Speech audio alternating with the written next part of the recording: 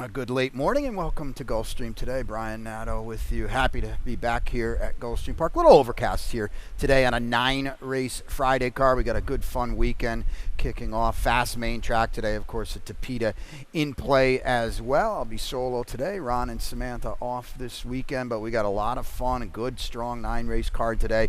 We've got 11 of them for you tomorrow. Hope to see everybody out here, too. It's Travers weekend, obviously, at Saratoga, and the championship meets stars, fierceness, and door knock front and center in the Grade 1 Travers. We're going to have a lot of fun here at Gulfstream Park tomorrow as well. We're going to take you all the way through that car. We've got that Travers kind of celebration party going on here as well, and it's just a really fun day of racing. We've got the Benny the Bull tomorrow, too. We'll get into that a little bit in the lightning round, but we've got the Rainbow Six just kind of starting to percolate a little bit as we paid it out on Sunday in a big pool, Saturday, excuse me. So we've got a $50,000 estimated pool. You see that carryover already comfortably over $15,000, and as we know, kind of the plan now, it grows very quickly, and these are good days to get involved because you come up with a price or two, and you've got a chance at sweeping this thing. And what better day to pad the bankroll than today with a big day here on Saturday, and of course Travers Day as well. Let's get into the opener though. Early pick 5 kicks off in race 1. We've got about 55 minutes to post, and here's my ticket here. There was a kind of a key late scratch that we'll get into in a little bit. You can see the back-to-back singles for me in the opening 2 legs. Spreading in race 3 with the top pick to 7, Party Hardy, maiden special weight dropper. Race 4 was kind of that little bit of a late scratch. It wasn't announced early. The 5 Leonza comes out of that race. That was my top pick, so I'll scratch into Magical Song. And then in race number 5, I go 3 deep with my long shot on the card today, and that is the 3 Lady Monique, trying to make it 3 in a row, but this time today routing on the Tapeta after the elongated 1-turn wins on the main track. That's a $22.50 early pick 5. I've got the tickets all day long, including the Rainbow Six. And let's get into the opener now. 5 furlongs on the Tapeta. It's a $16,000 maiden claimer. The 2-year-old fillies going at it here. Relatively clean card today. No scratches out of this opener. And I've got back-to-back singles, and one of them is the 7 Dietz. Very early in the betting, but you would certainly think when it shakes out that Dietz will be a pretty strong favorite on the maiden special weight job for Saffie Joseph Jr. Was just 4th last time. Faced males actually on debut and then was 4th last time. I want to bring that race up and show it to you because it was kind of one of those races within the race. And here you're going to see Dietz is kind of freewheeling on the front end on this sloppy and sealed main track, and she's going to lead all the way to the far turn. We know those Vexo colors, the homebred here, a daughter of violence. She's going to give it up. She's beaten 4 3/4 lengths here, but I thought this was a pretty solid run. And when you show speed against maiden special weight runners and then you take the biggest drop in all of racing, those are potent combinations. And I think Dietz from a good, perfect kind of outside attack post here. You get Edgard, you have Saffie, the 2 leaders here, the runaway leaders of this Royal Palm meet. I think Dietz is going to be in a pretty good spot today.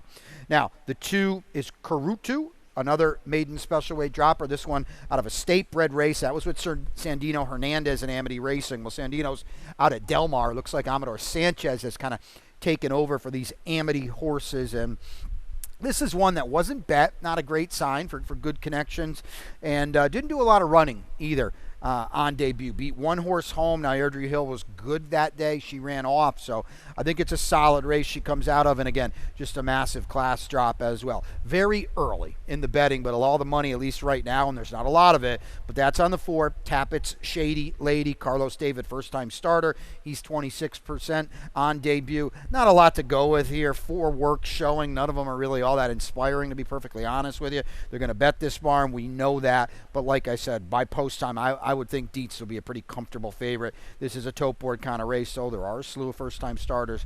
Check it out before maybe playing that early pick 5.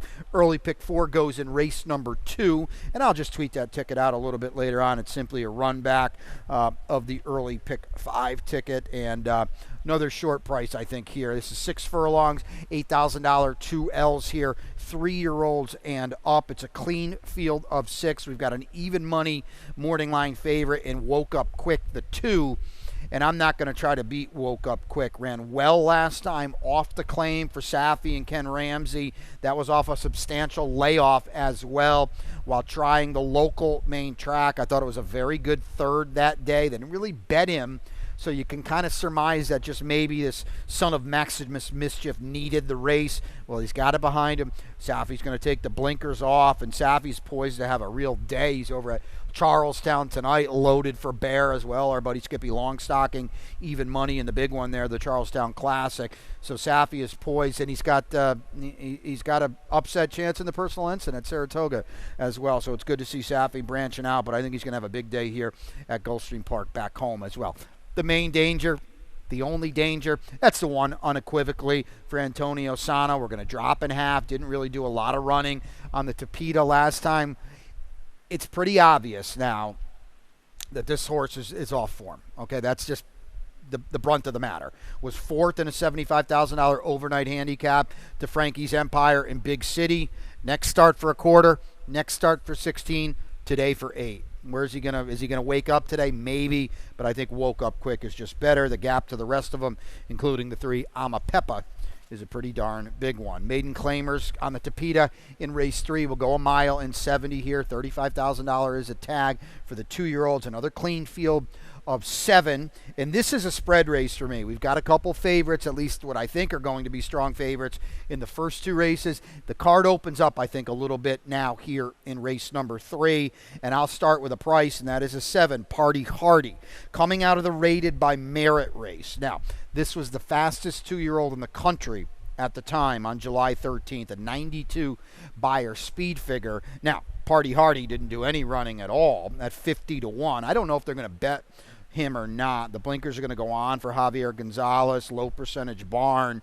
He did beat a few horses that day, and rated by Merit, ran off. The runner-up, Ford Steele, got to the turf and got 2 turns for Safi last time. My goodness, did he level off in the lane. So the top 2 are real runners. From there, I don't really know, but this is the biggest drop in racing. I like this post. We've got blinkers going on today after chasing last time as well, and I think Party Hardy could wake up a little bit. The price is kind of to be determined. There's literally nothing in here, but people see 50-1 on debut. Is beaten up pretty good. Maybe they don't come back to him today.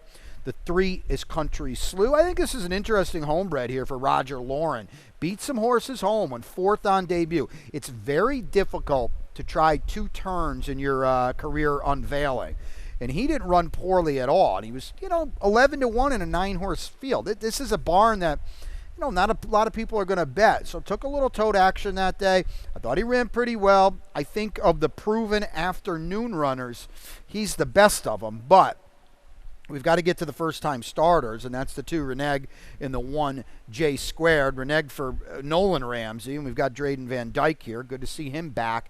This is a sharp barn reaching for a very strong rider. So it tells me there's some intent here. Nolan's kind of just getting going a little bit as a trainer, so the stats don't really show if he can pop with a first-time starter, but this is a very, very solid barn and solid conditioner to learn from one of the best in Mike Maker. So I think this is a horse's live. I want to take a look at a stat on the 1 J Square. We think of Jose D'Angelo. We say, well, he's not really a first-time starter. He's 8%.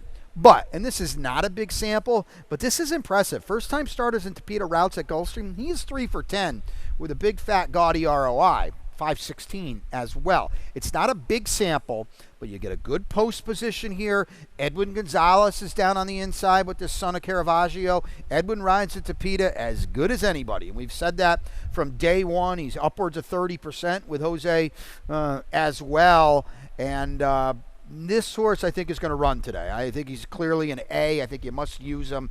I just want to see these 2 first-time starters at 2 turns. Prove it to me, at least on the top of my ticket.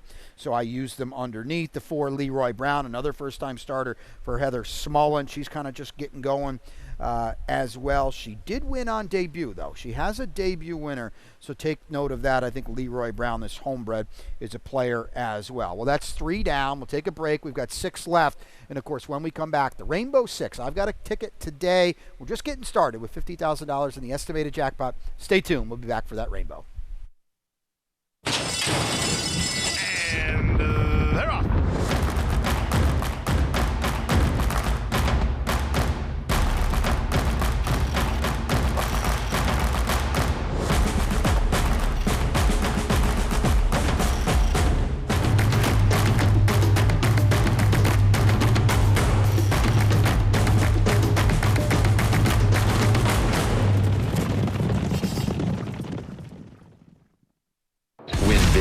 new DRF All Access past performances. With one best-in-class product, you now get all 3 past performance formats. Easily switch between views. Access the most trusted information in horse racing with DRF All Access past performances. Go to DRF.com and use coupon code 1FREEPP for a free single card today. Welcome back to Gulfstream today. Brian Nadeau with you. A little bit of an overcast Friday here in Hollandale Beach. A good, strong 9-race card. Big weekend here as well. We've got a lot of Travers fun tomorrow with that monster card at Saratoga. We got a really good stakes race tomorrow with Benny the Bull as well. Comedy Town looking to keep it going for Safi. But the Rainbow is just kind of getting started. $50,000 in that estimated jackpot. I missed the fun on Saturday when they paid it out, but thank you for everybody for firing another big pool, upwards of $2 million, so we really appreciate that. But let's get it started today. I've got a $36 ticket for me here, and we'll get to race number 4 in a second. You can see spreading a little bit in race 5. That is my long shot to 3, Lady Monique, in race number 6 now. This is the big scratch of the day because the 8, American of course, is out, and that really opens this race up. So I scratch into Admiral Hopper, the stablemate, and I'm going to go 3 deep in there. You can see the single in race number 7 of the 5, and that is Wicked Genius. That's my best bet of the day. There's the spread in race 8. Very difficult to beat a sprint to me. Smoking Cloud is the 7 on top. I've got a single now in this Rainbow because of the scratch of American, of course. I had to rework this ticket a little bit. I'm going to single Amana Rosa, my top pick. I've spread a little bit more in the late pick 4, but for Rainbow purposes, as opposed to giving out an $81 ticket, we're going to go at 27 here, not 36, excuse me. So let's get back to the opening leg here, race number 4. It's a maiden special weight, fillies and mares, 3-year-olds and up. It's at 7 furlongs on a fast main track. Early scratch of the 3, Princess Miss Emile. The big scratch was a little bit later on. It was not in the first wave, and that is the 5, Leonza, who was my top pick.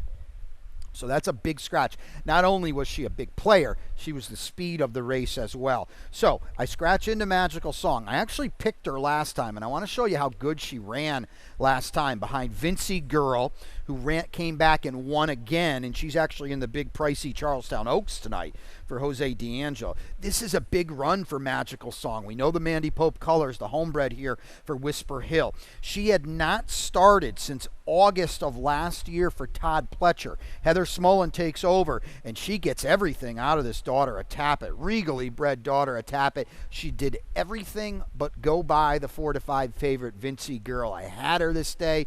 It was a gut-wrenching defeat, but she is primed today. If she doesn't regress, because you just saw how hard she ran, if she doesn't regress, she'll beat this field. It's as simple as that. Especially with Leonza out of the race. Now, Magical Song, you saw the running style there. She doesn't have a lot of early speed. So hopefully Lionel Reyes can get her in the race a little early on, because you don't want to run the risk of being left with too much to do off the far turn. But boy, she's primed for a big one today with that comeback behind her. Safi's got Stormy Matoli, the firster here, the A, debuting.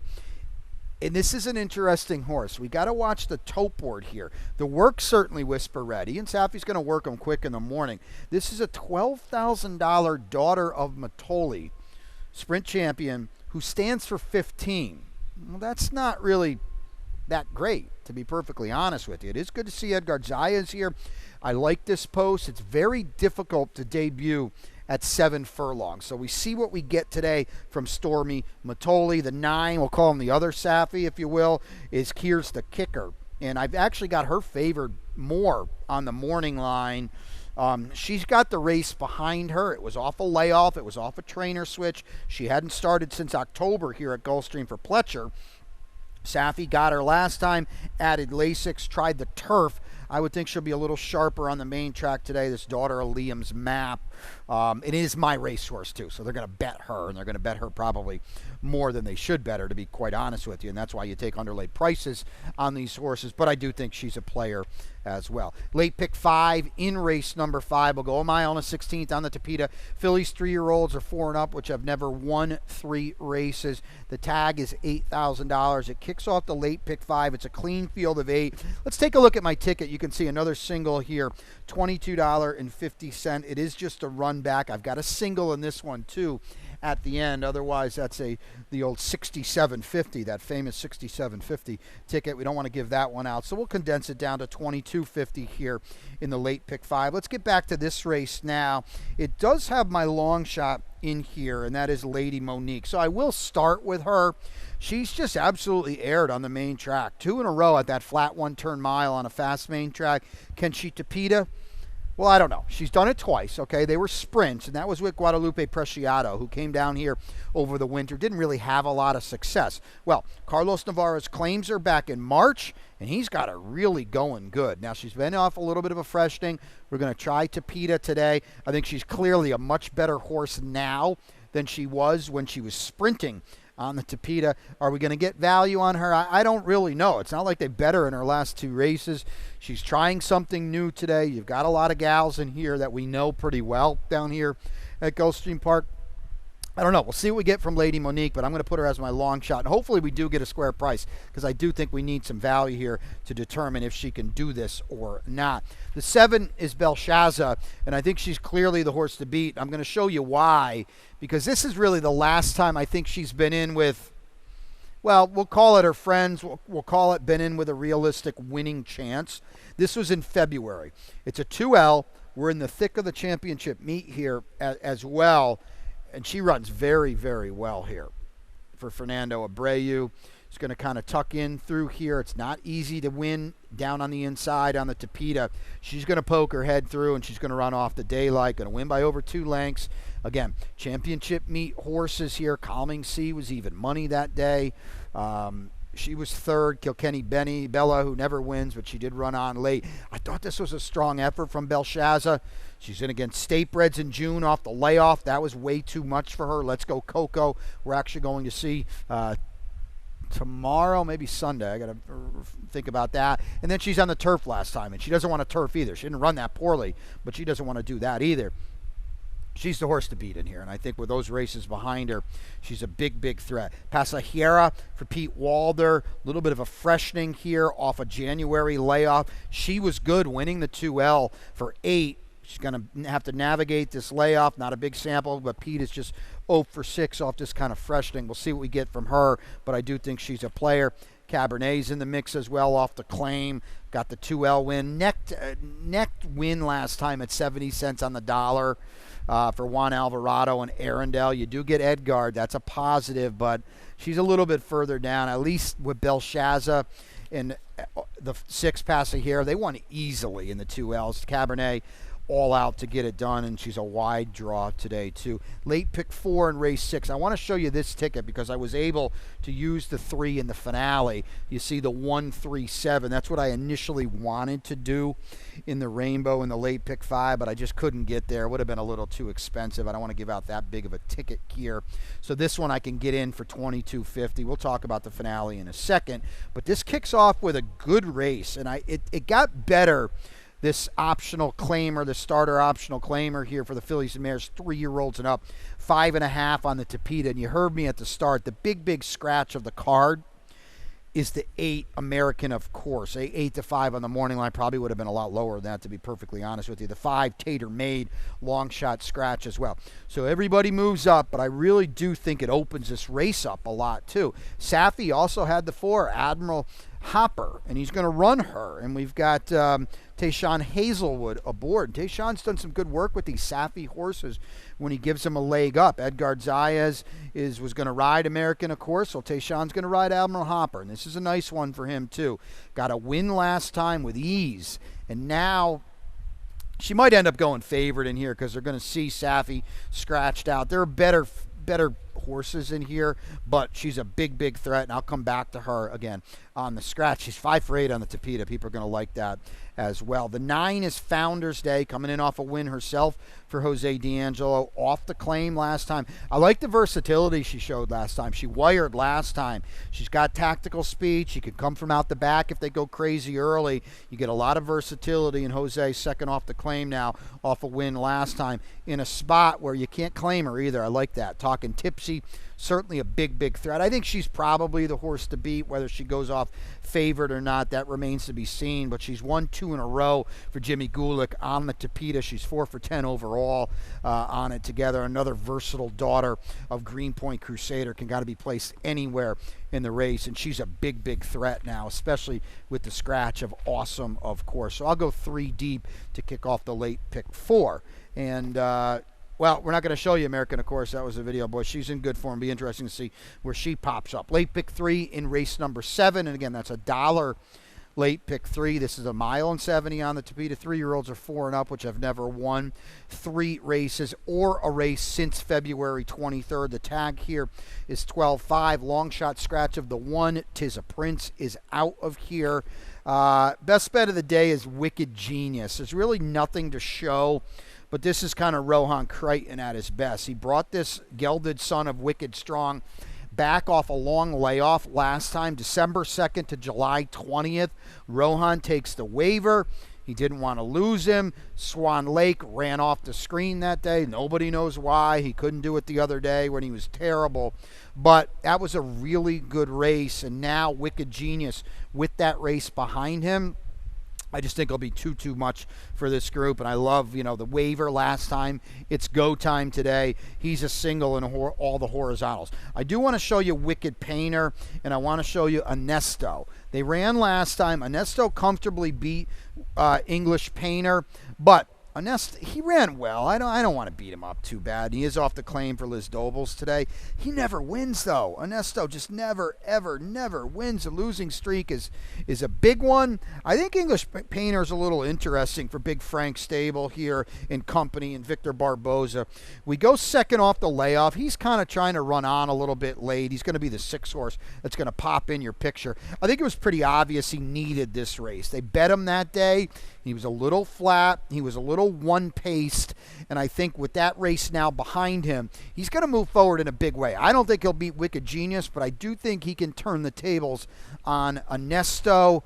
Liz Dobles, 9-10% off the claim. It's fine. The barn's been getting some traction of late. Good to see Liz winning races. And she owns this one as well. I've got no problems with Ernesto, but he just never wins. He always finds 1 or 2 better. He's 0 for 9 on the year with 7 underneath finishes. That really that's problematic for me. Race number 8 is a good one. The feature is a very good one on the Tapeta. It's a state bred optional claimer here. These are 3-year-olds and up. A couple scratches of the 5 Rookie and the 6 Feast. They are out, but the main contenders are all here. And I'm on Smoking Cloud, who was behind Rum, that's the 7, was behind the 2, Rum Saint Esprit last time. I want to show you the race, though. That was on turf. I want to show you the race today, and this is the turf race. He's getting back to Tapeta today. He's got some run here, okay? And he's going to have to tip out the 4. He's going to get whacked a little bit. I don't think he liked it. You see the bump there? He's going to tip out. He just never really kind of threw it down in the lane. Rum Saint Esprit ran pretty well. He had a little traffic there too. Now you can see Smoking Cloud tipping out. It was much too late.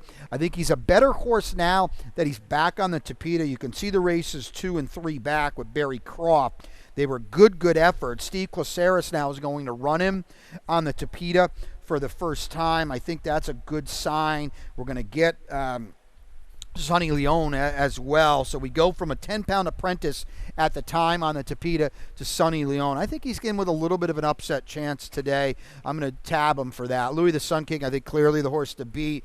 The thing I want to note too now, Louis the Sun King is First time he's going to run against some older horses. And there's some heavy hitters in here. There's some veterans in here. He's going to have to prove it today. I think he's the horse to beat. He's found a new home on the Tapeta. He's 3 for 3 in the exacta. He's got fast figures. But it's a tough group of older horses today, and I just wonder how he's going to handle it. Rum Saint Esprit, I've got a little further down. I've got him in 5th. I put him on my tickets. I've got the 10 on the outside. That's Zio Lorenzo. Now, there's positives and negatives. He scratched out of a race a couple weeks ago to run here. That was a 2L he ran in last time. Lieutenant Stan did come back to win. That's the positive.